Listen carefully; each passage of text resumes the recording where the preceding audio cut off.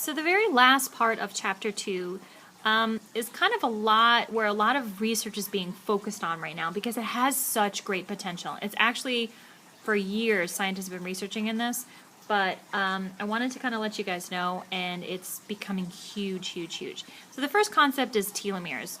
If you look at the bottom of the screen, you'll notice that I have a blue chromosome that's on there, and at the tips, there are these glowing green things. It's to designate the things that are called telomeres. They're found at the ends of chromosomes.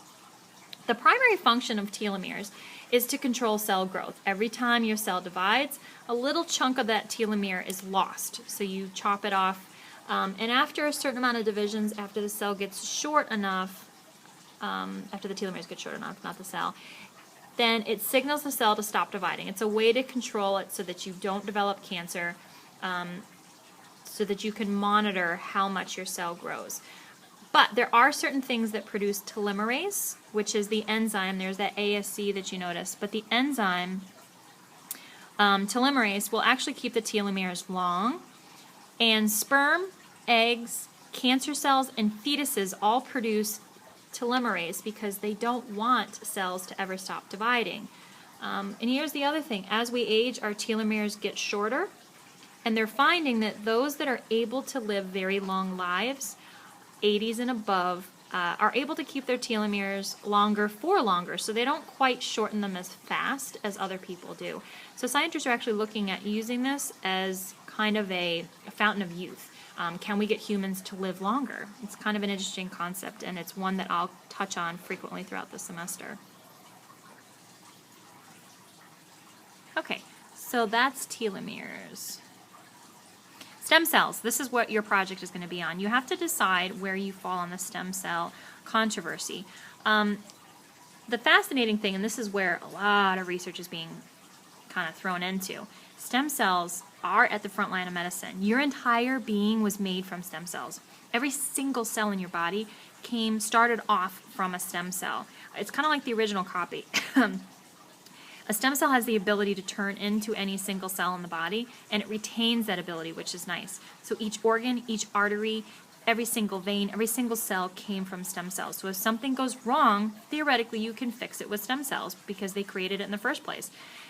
You only started off with a certain number of stem cells, and it generated so many different types of cells. Your blood, your brain, your bone, such different functionality.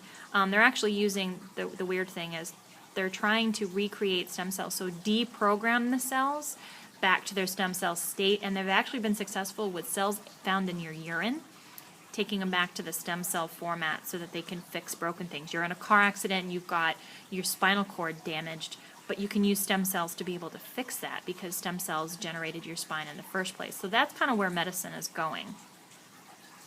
Stem cells are found throughout the body, by the way.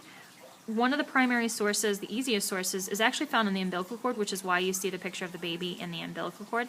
But you do have a small number of stem cells everywhere. You have them in your teeth. There's some sitting in the testicles of a male because they need to keep generating the sperm. There's some sitting in the ovaries of a female. There's some sitting in your brain. There's in your blood. The largest source in the human body, however, is in the bone marrow, which is why when you do bone marrow transplants, what you're actually transplanting is your stem cells. The problem is the cells that are currently found in a human body, already born human body, they're called pluripotent stem cells, and they've already started to turn into a type of cell. So they haven't been very successful with turning them into any kind of cell that's needed. Only the specific ones, specifically immunity and brain function, are the ones that we've been successful with using stem cells for. So here are the two types of stem cells that are found in your notes. Totipotent stem cells.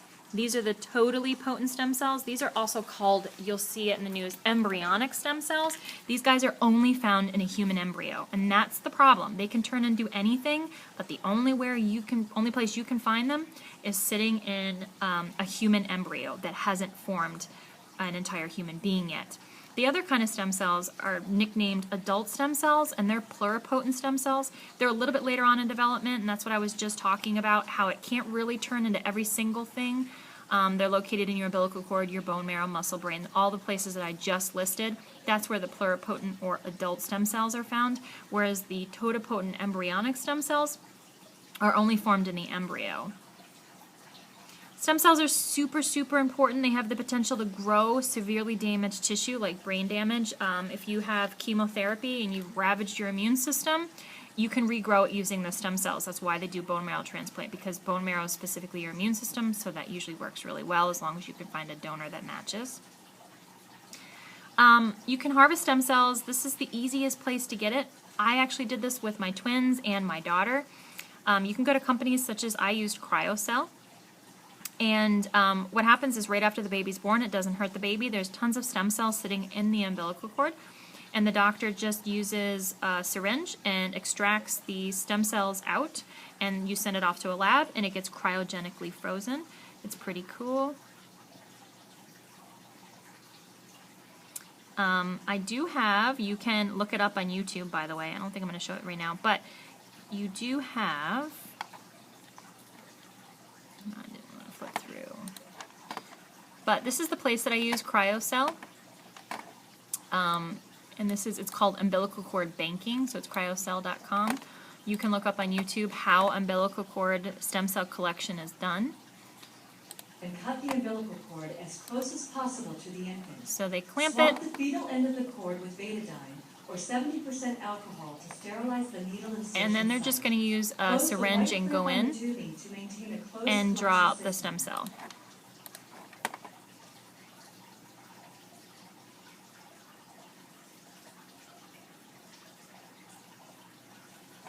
So, there we go. There is a huge controversy though, because embryonic stem cells have to be pulled from a human embryo. Once you pull them from a human embryo, you lose that embryo. A lot of people think that it's kind of miscarried babies. It's not. It's done after in vitro fertilization. So this was a human egg that was taken out of a mother and a human sperm that was taken out of a father, and it's fertilized in a petri dish, and we're going to do in vitro fertilization as well. But it's fertilized in a petri dish, and then it gets to this point. This is called the blastocyst stage. If you look down here, this is the human embryo, and this right here, this little ball of cells, is going to turn into an embryo. But it's also where the stem cells are. So you can take this out and use it for stem cells, or you can plant this whole thing back in the mother and it would grow a human, a new human. That's where the controversy is. It's because you're using human cells. But the kind of the other flip side of the coin is, what about the people that are already suffering that already exist? I do want you to pause and type in this URL, and I want you to watch it. It's a 15-minute long video, and I do want you to take notes on it, because this is where you're going to decide. This is where you're going to decide where you fall. You do need to open up the attached worksheet that's sitting in Angel, and fill in all of the information concerning stem cells. And please save your notes.